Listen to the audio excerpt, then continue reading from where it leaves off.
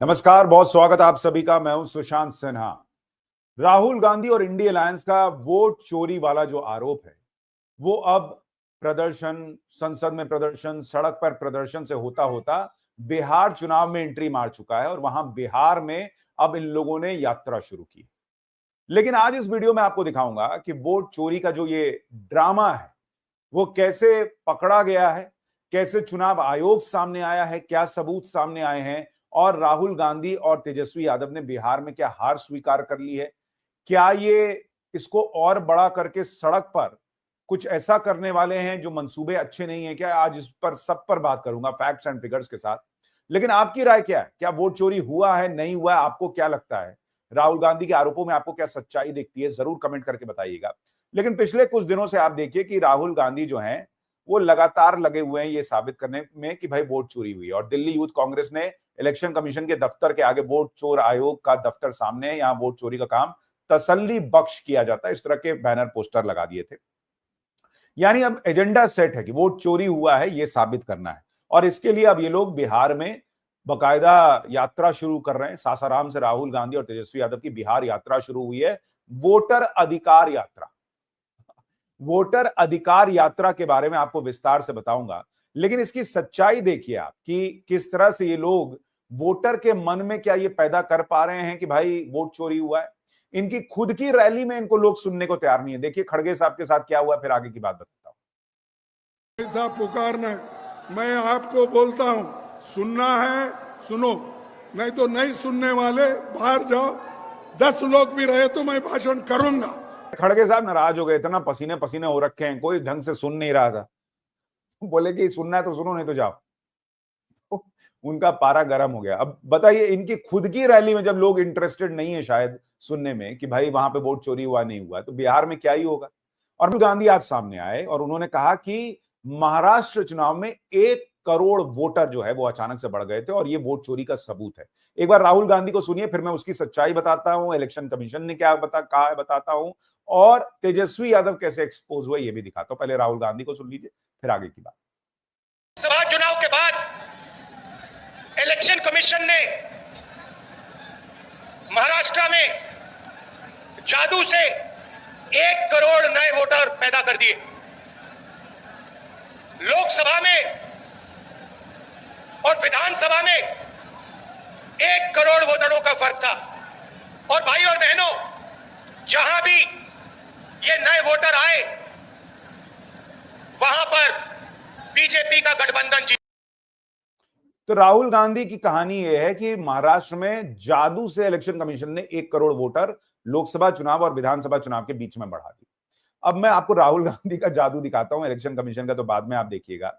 राहुल गांधी के ये आपको अलग अलग बयान दिखा रहा हूं।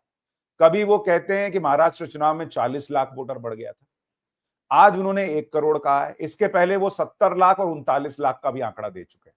तो पहले तो राहुल गांधी मन बना लें कि कितने वोटर बढ़े थे महाराष्ट्र इलेक्शन में। अब इससे क्रेडिबिलिटी घटती है ना बॉस। कभी कह रहे 1 करोड़ बढ़ा, कभी कह रहे 40 लाख बढ़ा, कभी कह रहे हैं 70 लाख बढ़ा। पहले ये तो चेक कर लीजिए बढ़ा कितना है। दूसरी बात, राहुल गांधी जो कह रहे हैं कि 1 करोड़ वोटर बढ़ गया, देखिए लोकसभा और विधानसभा चुनाव के बीच में 1 करोड़ वोटर नहीं बढ़ा। आप देखिए कि 2019 के असेंबली इलेक्शन में और 2024 के असेंबली इलेक्शन में 5 साल में महाराष्ट्र में 92 लाख वोटर बढ़े, 5 साल में। और अगर ये प्रतिशत में इंक्रीज देखिएगा तो ऑलमोस्ट 16.5% के आसपास है। लेकिन ये कोई बहुत अप्रत्याशित नहीं है। आप देखिए, अगर आप देखिएगा कि इसी तरीके से 1995 के इलेक्शन में महाराष्ट्र में तब 92 लाख वोटर बढ़ गए थे और ये 30% की बढ़ोतरी थी। और उस बार कांग्रेस को 80 सीट आई थी। तब तो आपने हंगामा नहीं किया। तब क्या 95 में भी वोट चोरी हो रहा था क्या? इसके अलावा आप देखिए कि 1990 में कांग्रेस को 141 सीट आई थी और उस बार 78 लाख वोटर बढ़े थे महाराष्ट्र के अंदर, 35% का इजाफा था। तो क्या कांग्रेस वोट चोरी करवा रही थी तब क्या? 1985 में 44 लाख बढ़े थे। अगर आप एवरेज देखेंगे 2004 में 71 लाख वोटर बढ़ गए थे और कांग्रेस को 152 सीट आई थी। तो अगर वोटर बढ़ गए और उसमें आपकी सीटें आ गई तो ठीक, वोटर बढ़ गए दूसरे की सीटें आ गई तो खराब। ये क्या हिसाब हुआ बॉस? और आप देखिए कि ये जो आंकड़ा बता रहे हैं 1 करोड़ का, 2024 में लोकसभा इलेक्शन और विधानसभा इलेक्शन के बीच आंकड़ा है कि 46 लाख वोटर बढ़े। अब करोड़ों की आबादी है महाराष्ट्र के अंदर, 46 लाख वोटर, 4.5-5% का इजाफा है विधानसभा और लोकसभा के बीच में। तो ऐसा क्या तूफानी हो गया भाई? इसी से पता चलता है कि राहुल गांधी जो कह रहे हैं उसकी सच्चाई क्या है। और इसीलिए आज इलेक्शन कमीशन को सामने आना पड़ा। मुख्य चुनाव आयुक्त ज्ञानेश कुमार खुद सामने आए और उन्होंने जो बात कही, आपको वो भी देखना चाहिए कि उन्होंने जो कहा है कि भाई राहुल गांधी हलफनामा दे दें या माफी मांग लें। वोट चोरी का आरोप लगाने वाले राहुल गांधी को आज मुख्य चुनाव आयुक्त ने खुद सामने आकर चुनौती दी है। भाई अगर आप इतना कॉन्फिडेंट है वोट चोरी हुआ है, सुप्रीम कोर्ट जाइए, हलफनामा दीजिए। और ये लोग जो बिहार में यात्रा कर रहे हैं, भाई यही एसआईआर को रोकने के लिए सुप्रीम कोर्ट गए थे, सुप्रीम कोर्ट ने तो नहीं रोका। अगर ये गैर संवैधानिक काम हो रहा है, वोट चोरी हो रही है, तो सुप्रीम कोर्ट ने क्यों नहीं रोका? लेकिन आप सुनिए पहले चुनाव आयुक्त ने क्या कहा है, फिर आपको बताता हूं कि कैसे और पोल खुली है और तेजस्वी यादव की कैसे पोल खुली है। अगर समय रहते मतदाता सूचियों में त्रुटियां साझा न की जाएं, मतदाता द्वारा अपना प्रत्याशी चुनने के 45 डेज के भीतर माननीय उच्च न्यायालय में चुनाव याचिका दायर न की जाए और फिर वोट चोरी जैसे गलत शब्दों का इस्तेमाल करके जनता को गुमराह करने का असफल प्रयास किया जाए, तो यह भारत के संविधान का अपमान नहीं तो और क्या है। यानी मुख्य चुनाव आयुक्त ने सामने आकर कहा कि भाई आपके पास तरीका है, चुनाव होने के बाद 45 दिन का समय रहता है, उसमें आप सीसीटीवी फुटेज भी देख सकते हैं, सारा डेटा ले सकते हैं, सुप्रीम कोर्ट जा सकते हैं, तब आप लोग क्यों नहीं जाते हैं? इतना इनको पता चल गया था कि महाराष्ट्र में वोट की चोरी हुई है, तो सुप्रीम कोर्ट चले जाते, तब क्यों नहीं गए? और जब इलेक्शन कमीशन ने ये आकर बातें, फैक्ट सामने रखे, तो कांग्रेस ने डाला कि भाई सबको पता है, और नीचे मीम बना दिया कि भाई बोल चुनाव आयोग रहा है, लेकिन बोल ये रहे हैं, शब्द मेरे हैं, यानी नरेंद्र मोदी के शब्द बोल रहे हैं। ठीक है, ये अगर नरेंद्र मोदी के शब्द हैं, अभी इन लोगों ने आरोप लगाया था कि जिनके नाम हटे हैं उनकी लिस्ट नहीं दी गई है चुनाव के पॉलिटिकल पार्टीज को। मैं राहुल गांधी को, अब बताइए, ये व्यक्ति तो आपका जिला अध्यक्ष है भाई, वो कह रहा है कि खुद चुनाव आयोग ने हमको लिस्ट दी है जिनका नाम जो है वो आया है, और जिनका नाम नहीं आया है उनकी अलग से लिस्ट दे रखी है। लेकिन आप सोचिए कितना माहौल बनाया गया कि भाई हमको तो कोई लिस्ट ही नहीं दिया जा रहा।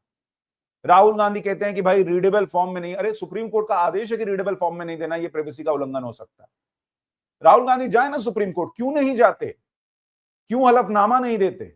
आप देखिए तेजस्वी यादव कह रहे हैं कि बिहार में वोट चोरी हो रही है, ठीक है, और चोरी होती रही है इनके हिसाब से। तो अब मैं आपको एक आंकड़ा दिखाता हूं, जरा इसको देखिए। ये बिहार में 2020 के चुनाव के नतीजे हैं। इसमें आरजेडी जो है वो पिछले चुनाव में सिंगल लार्जेस्ट पार्टी थी, बहुत सबसे ज्यादा सीट आरजेडी को आई थी, 75 सीट उसको बिहार में आई थी, और उसका वोट प्रतिशत भी सबसे ज्यादा था, 23% से ज्यादा।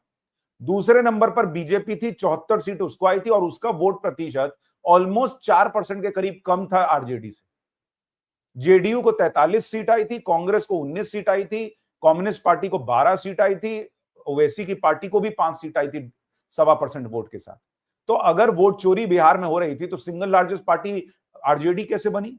उसको सबसे ज्यादा वोट प्रतिशत कैसे आ गया बॉस? और आप देखिए मतलब क्या विडंबना है, ये वोट चोरी के आरोप कौन लगा रहा है? आरजेडी, जो बिहार में सिंगल लार्जेस्ट पार्टी थी, जो सत्ता में रही बीच में नीतीश कुमार के साथ। तृणमूल कांग्रेस, जो 3 बार से बंगाल में नॉनस्टॉप चुनाव जीत रही है, और इस बार भी लोकसभा में उसको ज्यादा सीटें आई। वो कांग्रेस पार्टी जिसकी हिमाचल में सरकार है, वो कांग्रेस पार्टी जिसकी कर्नाटक में सरकार है, और राहुल गांधी एक उदाहरण भी उठा के लाए तो उस कर्नाटक का लाए जहां उनकी खुद की सरकार है, तेलंगाना में उनकी सरकार है। ये कौन सा तरीका है बॉस कि हम नहीं जीतेंगे और जनता को जवाब नहीं दे पाएंगे कि क्यों हम कांग्रेस को नहीं जिता पा रहे हैं, गांधी परिवार पे सवाल उठने लगेंगे, तो उन सवालों से बचने के लिए पहले ईवीएम को कोसो, उसके बाद कहो जहां महाराष्ट्र में वोटर बढ़ा के चुनाव जीत गए, फिर कहो बिहार में वोटर घटा के चुनाव जीत गए। ये तमाशा चल रहा है क्या इस देश के अंदर कि हम सब कुछ तहस नहस कर देंगे जब तक हम नहीं जीतेंगे? कोई छोटे बच्चे का खेल चल रहा है कि मुझे जो खिलौना चाहिए नहीं मिला तो मैं पूरा घर जो है उठा उठा के पटक दूंगा, फेंक दूंगा, टीवी फोड़ दूंगा। ये चल क्या रहा है? और ये लोग जो बिहार में कर रहे हैं, ये इसका मतलब इनको पता है कि ये बिहार चुनाव हारने वाले, और इसलिए भूमिका बना रहे हैं।